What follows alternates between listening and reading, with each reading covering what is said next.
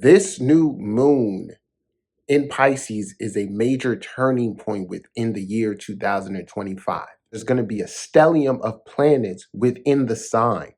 At the time of the new moon, there will be the sun, the moon, Mercury, Neptune, Saturn, and the North Node. 6 planets all stationed within this sign.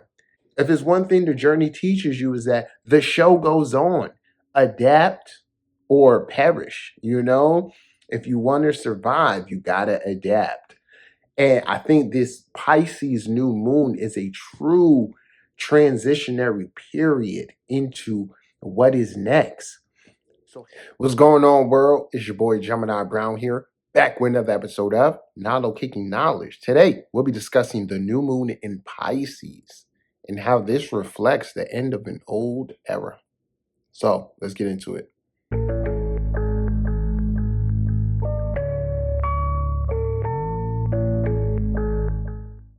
So this video, all right, party people, this video is pertaining to the new moon in Pisces set to occur on the last day of this month, February 28, 2025. This new moon in Pisces is a major turning point within the year 2025. We know that this is a 9-year connected to Mars, which has started the year retrograde and will also be turning direct at the end of this month. This is going to release a whole host of energy. We may have felt like things have not been moving forward, but it's because Mars retrograde is a time when we're forced to look within and work from within, slow down, and tune in a little bit more towards that energy. So as Mars emerges direct, we will be hit with many waves of inspiration and see the seeds of change occurring in our life. How you can help accelerate this is by flowing with the energy. Now, this new moon in Pisces is going to be special for a couple of reasons. The first reason is because there's going to be a stellium of planets within the sign.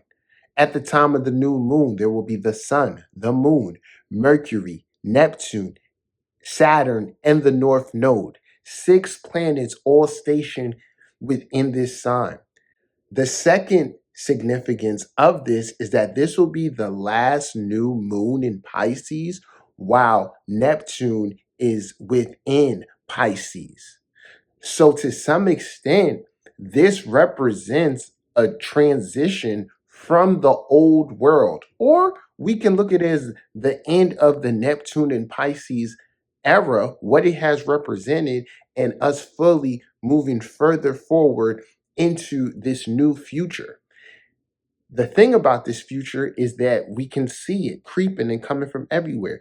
It is the age of technology. We call it the age of Aquarius, but the true digital age. Every day, every week, we have more and more AI tools coming available. And at times it's uncomfortable. But if there's one thing the journey teaches you is that the show goes on. Adapt or perish, If you want to survive, you got to adapt. And I think this Pisces new moon is a true transitionary period into what is next. So how do you help yourself with this new moon? Well, new moons are a time of new beginnings, fresh intentions. And here in Pisces, it's asking us to look within to figure out what we want to manifest outward. I see this as the anchoring of higher energies coming online. So we can set intentions for anything, more love, more financial security.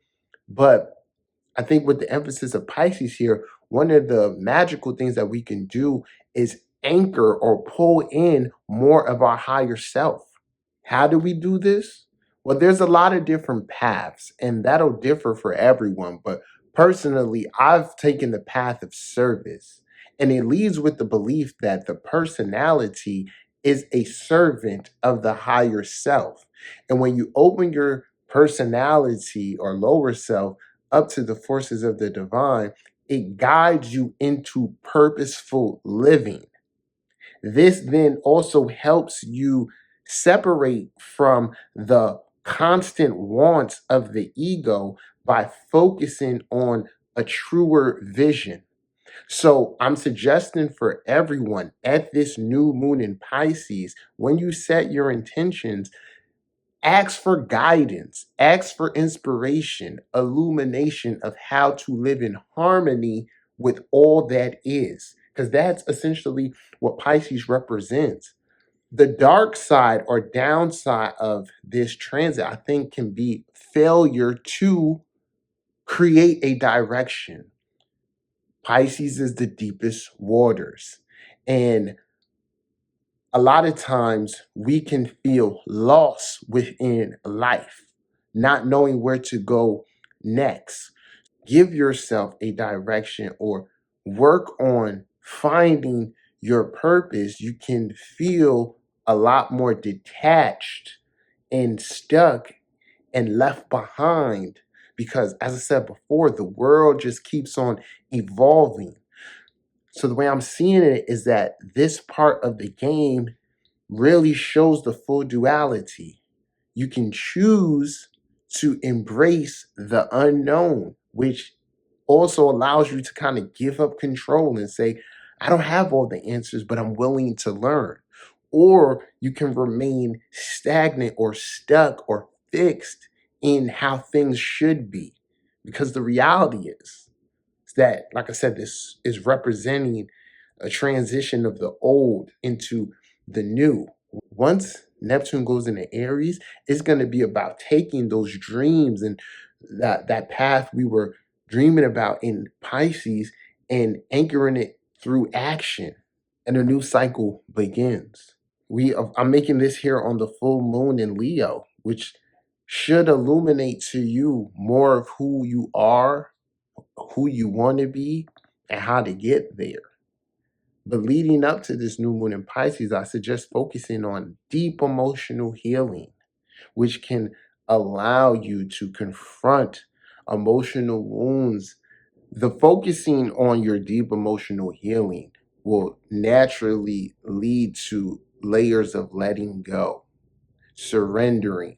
So wherever this new moon is occurring, to some extent in that area of life, there is something you need to let go of, whether it be an ideology, an actual desire. Time might be up on that desire, right? So there's a need to surrender to where you need to go. Less emphasis on what we want, but rather the flow of life and where it's taking us. To know your purpose or be able to live in your purpose will allow the universe to co-create with you.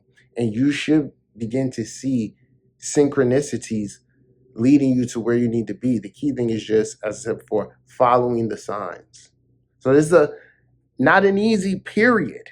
It's not. It's going to continue to feel uncomfortable because we are unsure. We don't know where we're going. But I encourage for a greater understanding, keep focused on the idea that we are in the largest waters and we're in transition. We're trying to get somewhere, okay? But we can't get there by standing still, all right?